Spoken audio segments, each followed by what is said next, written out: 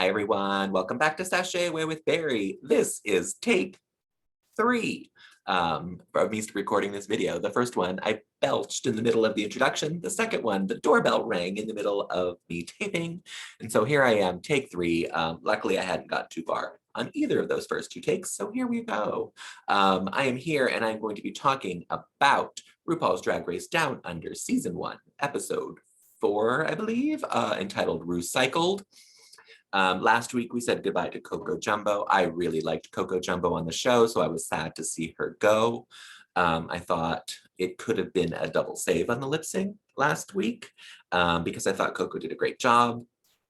Elektra did a great job as well. She just did too many splits for my personal taste.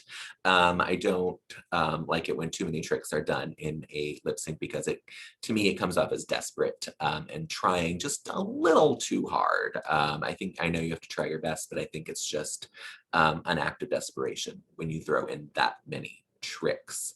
But Coco Jumbo is gone. I think she probably could have redeemed herself just a little more last week with her Bogan prom if she had maybe smeared her makeup a little. If you'll remember, she did that look where she was just coming out of the bushes, possibly, doing a little naughty stuff in there. So she had scuffed up her legs a little. So I think if she had exaggerated that a little more, maybe put some more blood on them, like they were some like scratches from her legs from the trees and the bushes, not the trees, the bushes, and then like smudged her lipstick. It would have been really funny. Her face was just maybe a little too pretty for the Bogan prom realness. But I enjoy her. I will continue to follow her Instagram. I will watch her stories. If she does lives, I think she went on live last night and I watched it. My mind is a mess today, but I think it was last night. So I will continue to follow her and watch her career because I think she's a great drag queen. But we're going to talk about this episode, and it's called Rucycled. There is no mini challenge, and we go right into it with RuPaul coming into the room. And it is a design and make your own outfit from a pile of garbage. And we have a surprise. There is someone in the garbage. I was really hoping it was Shangela. It was not. We have Art Simone. She is back in the competition. I believe I said that I did not think that was going to be the end of her when she was eliminated. I assumed she would be back. I just wish it had been more of a fair thing for her to come back, where the 3 queens that were eliminated had to compete to come back, or maybe you do it a little later and it's 5 queens and you do it as the makeover challenge. There are ways to do that to make it fair. They just brought Art Simone back. It seems a little rigged to me that she is back in this manner, but again, I said I didn't think she was going to be gone for good because she's kind of the star of the Australian scene right now. And so I didn't think that was the end of her. She's back, and she is back into the competition. We get to see the drama between Elektra and Scarlet Envy and et cetera, et cetera. I do not like et cetera, et cetera. I think I said that last week. There's something about her that just really turns me off. I think she is playing this mean, bitchy character to stay on the show because I don't think her drag is that exceptional. I just don't like her. There's something about her that I just don't like. I feel kind of the same way about Scarlet Envy, whereas her drag is actually good. So I'm not going to say that she's a bad drag queen. But I think there's some, I know she has some history. I'm trying to not let that cloud my vision of her, but there's something about her that I don't like. Going into this, I thought Elektra was going to be the first queen to go home. She has quickly changed my mind about that. Obviously, she didn't go home on the first episode, but I've turned a leaf on Elektra. I kind of really enjoy her as a drag queen. Plus, she's super hot as a boy. But I think that her drag, while they keep saying that it's too basic and pedestrian, I don't think they used pedestrian, I did, but it's very basic and not elevated enough. They kept saying that. That's the word they keep using. It's not elevated. I think her drag is completely valid and completely really, I enjoy her drag. Yeah, I'm gonna say I enjoy her drag, and I enjoy her drag a lot more than et cetera, et cetera. That is for sure. So Electra's won me over. Again, I don't want her to do too many more splits, but that is just my own personal opinion. Scarlett asks if she can borrow Electra's panties for this challenge, and Electra doesn't let her. And I don't blame her because Scarlett and etc. have been coming for Electra all day long. And now you want to ask a favor? No, girl, that's not how drag works. Not at all. It's not how life works, not drag. I mean, Electra could have been a lovely, lovely sister and said, please go ahead and use them. But no, no, no, no, no, no. You don't get to use that. You don't even get to ask that. So I was happy that Scarlett did not allow that to happen. Anita tells us that she loves to sew, but she can't really sew. She said something weird. It was, I love to sew, but sewing doesn't love me or something like that. And we find out a little bit later why that is true. And this dress that she is wearing proves that she doesn't really know how to sew. But I appreciate that she likes to sew and that she is all in for this challenge, which is a design challenge. We get the Ru visits, and this is something, maybe because not much happened during this episode, we get a rare look where we get to see Ru talking to all 8 of the girls individually. I think that's amazing. I know that it probably happens on every episode. We just don't get to see it for time purposes. But on this one, we got to see it all. It'll be interesting to see. I'm not sure how the other ones around the world are, if they have commercials in them. I watched it on the World of Wonder app, and so there are no commercials. So I don't know if they just had extra time. I don't know if it's commercial free around the world. And so if there are commercials on some, I wonder if some of the queens got cut out. I just don't know. But first up was Art Simone, because Ru wanted to welcome her back and say that she's getting a second chance. Nothing really happened during this Dizzle talk back of worth mentioning. She's making a little pink dress. We find out later that it is kind of Marie Antoinette-esque. That is why she has those little cages built out of the pool noodles, which I think is really cute. So I appreciate that already. Karen from finance is next. She's going to do some character, and it is some real person named Chappelle Corby. Again, I'm not from Australia, so I have no idea who this is, but apparently she tried to smuggle a boogie board case full of marijuana to Bali, and got caught at the airport. And so Karen is doing that look. She is warned that doing a character is very risky because this is a design challenge. So you're basically just doing a costume, not you're not designing anything. That was her warning. Ketamine comes over with his ball bra top, and I am in love with it already. She says that she's been in her head during this season so far, so she wants to just go out and have a good time. Blah, blah, blah, blah, blah. RuPaul asks, the question, how is your head? And she says, no complaints so far.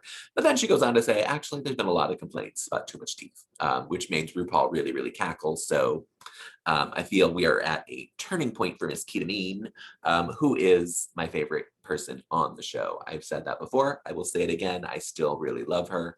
Do I think she's going to win? Probably not. Do I hope she makes top 3? 1,000% yes, I do, because I enjoy her campy drag. I enjoy her divine inspired makeup, and I love her outfits that she wears on the runway. So that's what I'm going to say about that. Blah, blah, blah, blah, blah.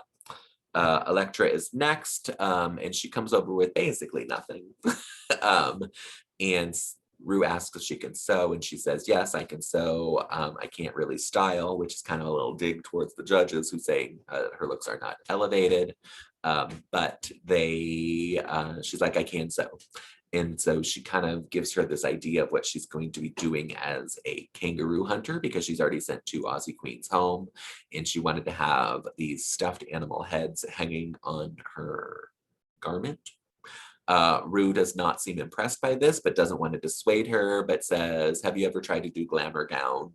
And you have to know your body. And so Electra leaves rethinking the whole thing. And next we have Maxi Shield. She comes over with some plastic bags. It's those plastic bags that people have used in the past. They call them drag bags there, which you just throw all your drag in. I do that with an IKEA bag, so I get that. Over here, we use them for shopping and for laundry. And it is those plaid plastic bags that literally have zero stretch. Rue warns her about this, but in my mind, I'm like, I know of at least 2 queens in the past that have used that, and one of them for sure has won the design challenge. I think the other one might as well. I'm not going to say who it is because I don't like to give misinformation. The one that won was Davina DeCampo with her David Bowie inspired pantsuit. It was so cool and so worthy of a win. Not gonna say who the other one I think is because I didn't do my research and I don't want to give you misinformation. If you know who it is, please put it in the comments just to validate me. I think there is one other queen that has used them in the past and won the design challenge. They may not have won. I don't know. I'm making shit up now. So if you know what I'm talking about, you know what I'm talking about. Rue is worried that there's no stretch, and Anita. Maxi is a bigger queen. She's a short queen, but a big queen. And so I think that is the main concern that RuPaul has about not being stretch material. But again, it's worked for people in the past, so I wasn't tremendously worried for her. I will say I appreciated Maxi during the very beginning saying, "Do I know how to sew? No, but I'm coming on Drag Race, so I took some lessons." That's all you have to do, ladies. And you have to know how to make one garment. And with that garment, you can change it up to anything you want, but you need to know how to make one basic silhouette. If you were going on Drag Race, just learn that. That's all you have to do. It can be simple, it can be elaborate, but make sure you know how to do one silhouette.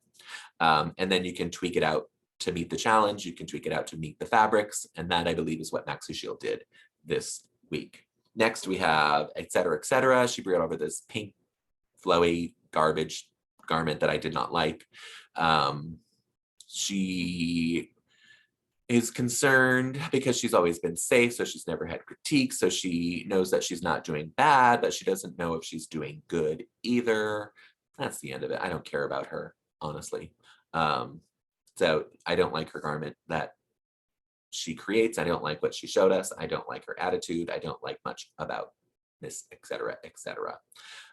Next is Anita, and she comes over with nothing as well, except like a sketch pad. And Rue asks if she's doing a ransom note, and she said yes, because she doesn't know how to sew. We know that already. But she is doing a media look with books and videotape, and it's going to be hot glued to save her life. So I think she actually made that garment that we saw her in just to be like the lining for this. So after you know that, it's like, okay, the garment isn't bad because you're not going to see all the imperfections in it, which were all sewing mistakes. So you're not going to see that because she's going to cover it up with all this shit. I appreciate that. And I say, if that's what you do, that's what you do, great, do it, and do it to the best of your ability. So I appreciated that from Anita. She is doing books and videotape, like I said. She said that she breaks every sewing machine that she touches, so that's funny. We find out that she is still in the Navy. Rue says, "You were in the Navy." She's like, "I still am." She gets to wear her uniform. She is part of the Navy band and plays the trumpet. If you follow her Insta story, she did put that on there this week, that she plays the trumpet and wants to kind of incorporate that into drag a little more because it's unique. And I say, go for it. Thorgy is always looking for musicians for her Thorchestra. Obviously, I don't know if a trumpet is part of an orchestra, and I guess it is. I think Thorgy is basically strings, but more drag instruments, the better. Now we have Olivia playing piano, we have Thorgy on the violin, and we have Anita playing trumpet. I'm in. I'm sure other people play instruments, so bring them on. Someone got the triangle, I'm sure. Scarlett is next. She's doing a vintage 1940s, 1950s concept. It is a picnic theme because she has that picnic blanket. And Rue started some shit between Scarlett and Electra, talking about their dance skills and differences in the last week's challenge. And Scarlett kind of throws some shade saying there's more to performing than just doing splits, which I agree with. I'm not gonna lie, I don't like it when queens do tricks all the time. But this was also very shady of the producers and Ru to do this. They just wanted, you know, to get more reactions. And if it's all in good fun, great, but I don't think this wasn't in fun at all. If it is, they are great actors portraying a role that I was not privy to. So I did not enjoy that. The next day during the workroom, as they're getting ready, they do a lot of talking with et cetera, about being non-binary. It's fascinating to me, this non-binary status that people have. I work at the LGBT Community Center in New York City, for those of you who don't know. So I have a little bit of knowledge on this. I know people that are non-binary. I know people that are trans. I know people obviously that are gay and lesbian and bi. But this is a category that is relatively new, coming to popularity, and people figuring out their non-gender conforming ways. And I appreciate that. I appreciate that it's on our televisions, and it's a conversation that need to be had. So I do like that. While I don't like et cetera, I do appreciate what she had to say about this. We're gonna jump to the runway because that's what this episode was all about. It was all about the runway and creating these looks. So let's get into these looks. We're going to start, of course, with Miss RuPaul Charles. I do not understand this look one bit. I mean, it's very disco 70s kind of thing. I think the colors are not great together. I don't understand these sleeves. I don't understand these leggings. With this silhouette. Yeah, I just think it's weird. The breast part is weird, how it pops out right here at the chest. Her hair is good. Her makeup is fine. But the outfit is just so weird to me, and I just don't get it. So I'm not a fan of this look. Sorry, everyone. I hope you all are. We have a real live guest judge in person named Els Parad. He is an actor and a trans man. He talked about a show that a movie that he's going to be a part of or already filmed. I'm not 100%. This is going to be probably some misinformation, but go back and check it to make sure. But I believe Max, our scruffy pit crew member. The one with the beard, everyone. I don't know how to describe him. He's very sexy, but I believe was the director of this movie. He's a filmmaker, and I think this is the movie that he directed. I know that he does a lot of trans films, so I think this might be part of that. What I'm going to say is Els is very handsome, very sexy, very funny. I kind of loved everything about him. And that's just my opinion. But those eyes are gorgeous. His face is so cute. I like his hair too. I like everything about him. Well, way to go, Els. First on the runway, the category is, garbage. I don't know if that's really what the category is. The episode's called Rucycled, so we'll call it that. And this is Art Simone. She is giving us the Marie Antoinette pinafore look. I did side-by-sides of the face and the outfit so we can get a glimpse at both of them. I think this outfit is super adorable. It's nothing groundbreaking and new because we've seen Marie Antoinette looks on the runway before, all the way back in season 3 with Raja. But I think this wig is extraordinary. I think this glitter piece of toy that she put in her hair is phenomenal. I really wanted to get a close-up of that. I think her makeup really works for this look as Marie Antoinette with the white face. Yeah, I think she did a great job coming back into this, but her runways were never bad when she was on the show. So it's what I expect from her. Next, we have Kita Mean with the ball look. I think this is extraordinary. I love that she made it into her wig as part of the hat as well. The dress is cute. It's perfect for her style. It fits her. It's exactly what Kita Mean should be doing. I loved it. Again, I am a huge fan of Kita Mean. She is my favorite queen on the show, so you will probably not hear me say bad things. That's not true. If she does something bad, I'll say it's bad. But this, I think, really, really worked. It was a great challenge for her, and bravo.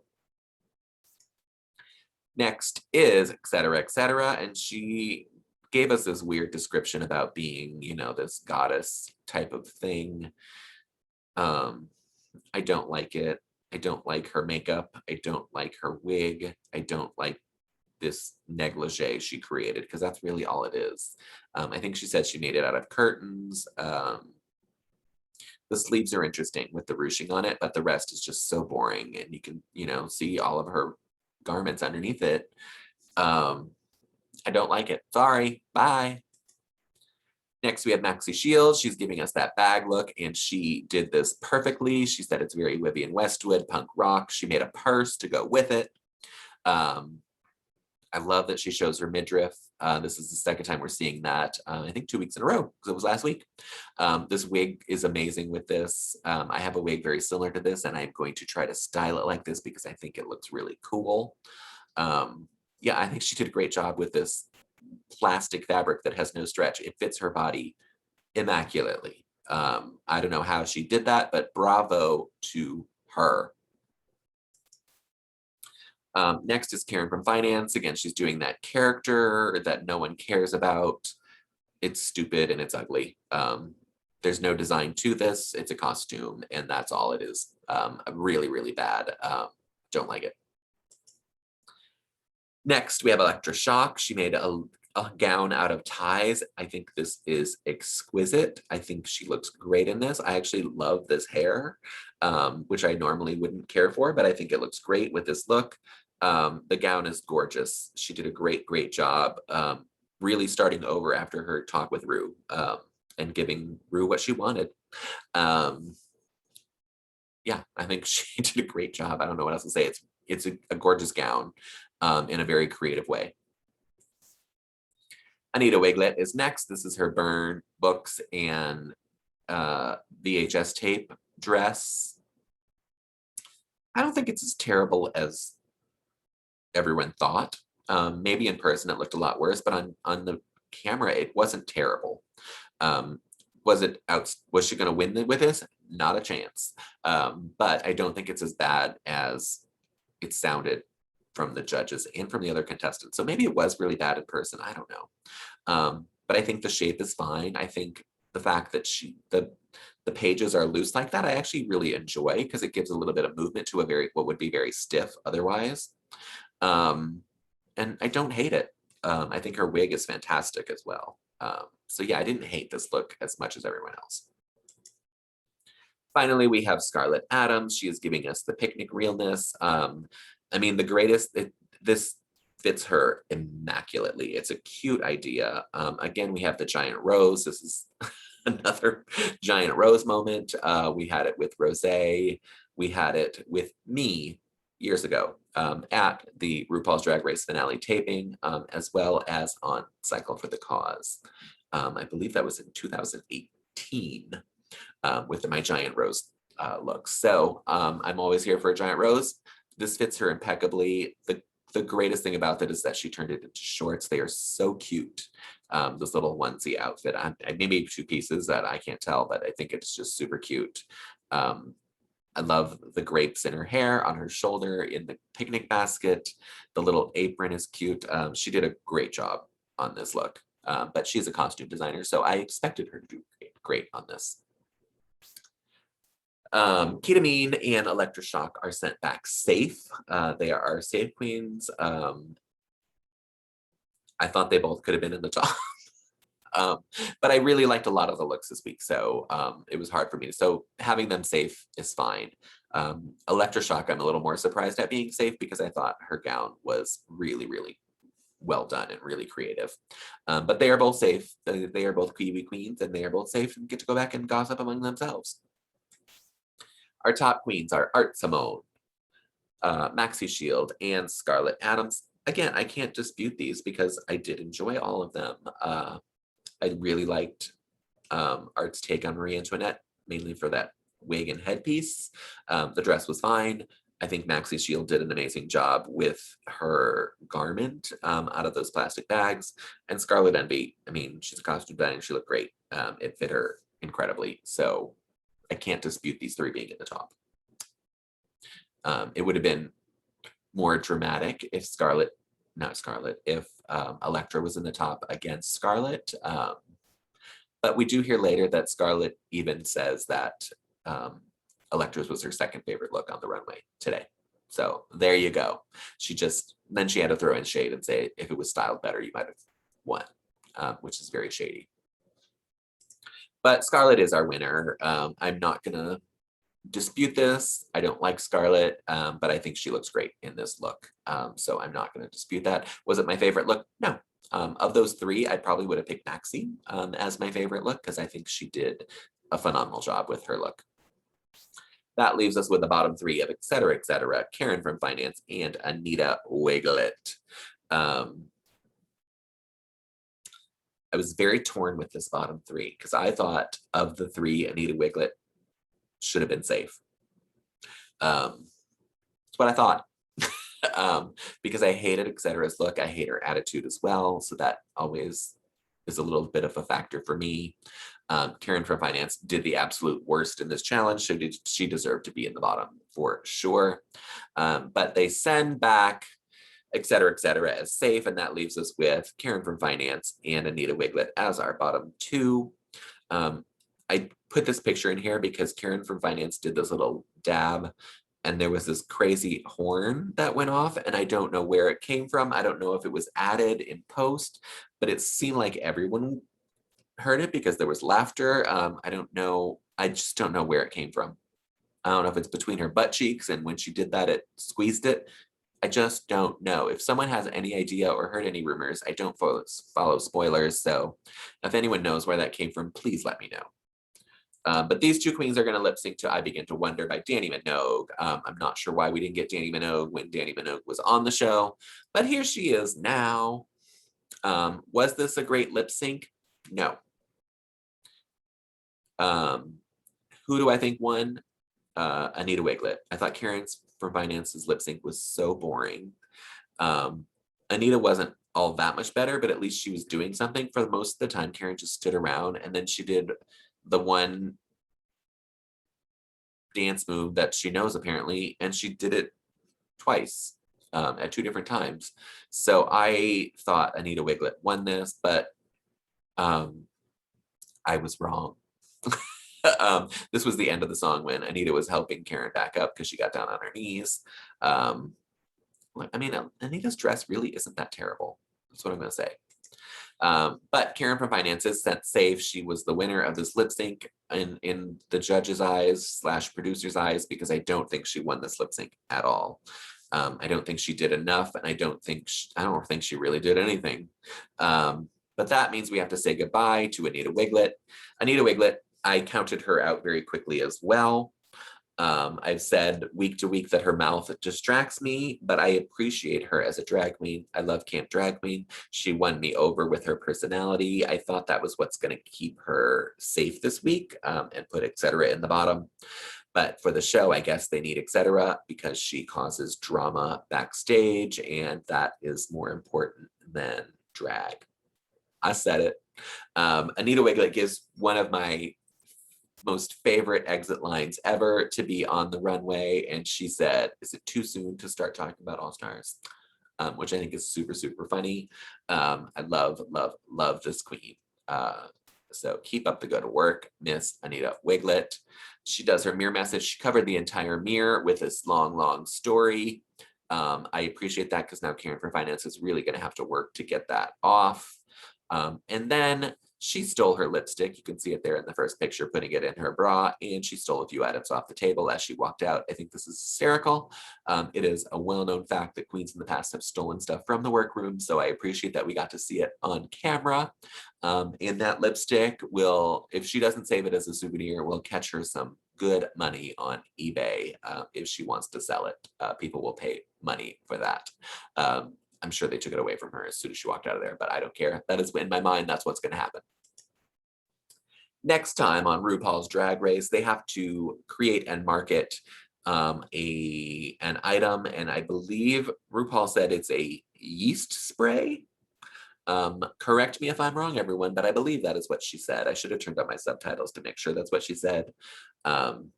This sounds kind of gross to me, but I do love when they have to do their own commercials like that. So I'm excited to see that. Karen from Finance has said this episode that Scarlett has won the last two because she's a dancer and she's a costume designer. And so those were her challenges to win. She's waiting for a scripted comedy. This isn't scripted, but I think it will be very comical, and she should do really well at that. So we shall see who's going to struggle next week with comedy. I think Scarlett Adams will, and I think et cetera will. And maybe Elektra as well. I think they kept et cetera around so we can have a showdown between her and Elektra, and possibly Scarlett as well. I mean, it could be a three-way lip sync between the three of them. Who knows? But I think that is kind of what we are gearing up to. Either one of those two queens against Elektra at some point.